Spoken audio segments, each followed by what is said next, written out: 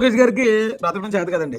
ఎందుకంటే 50 కోట్ల రూపాయలు లంచం ఇస్తానంటే ఎవరైనా వద్దంటారండి? ఈయన వద్దన్నా సరిపోను, నాకే కాదు ఇంకెవరికి కూడా ఇలాంటి లంచం రాకుండా చట్టం చేస్తానని చెప్పి ఒక చట్టం చేయడానికి ముందుకు వచ్చాడు. దానిలో వివరాల్లోకి వెళ్తే టీచర్స్ ఉంటారు కదండి, గవర్నమెంట్ టీచర్స్, వాళ్ళకి ట్రాన్స్ఫర్లు కావాల్సి ఉంటుంది కొన్నిసార్లు. ఓ మంచి స్కూల్ కానీ ఈ ట్రాన్స్ఫర్ చేయించడానికి అవసరం అయితే లంచం ఎంత ఇస్తారు. అలా వైసీపీ గవర్నమెంట్ లో విద్యాశాఖ మంత్రి 50 కోట్ల రూపాయలు లంచం తీసుకున్నాడట ట్రాన్స్ఫర్లకి. ఇప్పుడు లోకేష్ గారికి చక్కగా ఆయన కూడా ఇప్పుడు విద్యాశాఖ మంత్రి, ఆయన కూడా సంపాదించుకోవచ్చు. ఆయన 50 కోట్లు సంపాదించి 100 కోట్లు సంపాదించుకునే అవకాశం ఉంది. కానీ ఈయన ఏం చేస్తున్నాడు తెలుసా? ఈ ట్రాన్స్ఫర్లు అనే విషయంలో రాజకీయ నాయకుల ప్రమేయం, రికమెండేషన్లు పనిచేయకుండా ఒక పటిష్టంగా ఒక చట్టం చేసేద్దాం. రేపు పొద్దున ఇక ఏ విద్యాశాఖ మంత్రి ఉన్నా సరే ఇలా ఉద్యోగుల్ని ట్రాన్స్ఫర్ల పేరుతో డబ్బులకు వేధించకుండా చేసేద్దాం. ఇప్పుడు రాజకీయ పలుకుబడి ఉన్న వాళ్ళకి, డబ్బులు ఉన్న వాళ్ళకి ఈజీగా పని అయిపోతుంటది ట్రాన్స్ఫర్. మరి అది లేని వాళ్ళకి, చాలా మంది గవర్నమెంట్ ఉద్యోగులు వెనకాల బ్యాక్గ్రౌండ్ లేకుండా ఉంటారు. వాళ్ళకి సరైన ట్రాన్స్ఫర్లు రాకుండా చాలా కష్ట నష్టాలు అనుభవించేస్తా ఉంటారు. వాళ్ళని దృష్టిలో పెట్టుకుని అందరికీ సమానంగా ఉండాలి. సో దీనికి ఒక పటిష్టమైన చట్టం చేసేస్తే ఇక చట్టం తన పని తను చేసుకుపోతా ఉంటదండి. రికమెండేషన్ అవసరం ఉండదు, లంచాలు అవసరం ఉండదు, అందరికీ సమానంగా ఈ ట్రాన్స్ఫర్లు అనేవి జరుగుతాయి. గ్రేట్ అండి లోకేష్ గారు. ఈ నిర్ణయం సంచలనాత్మక నిర్ణయం.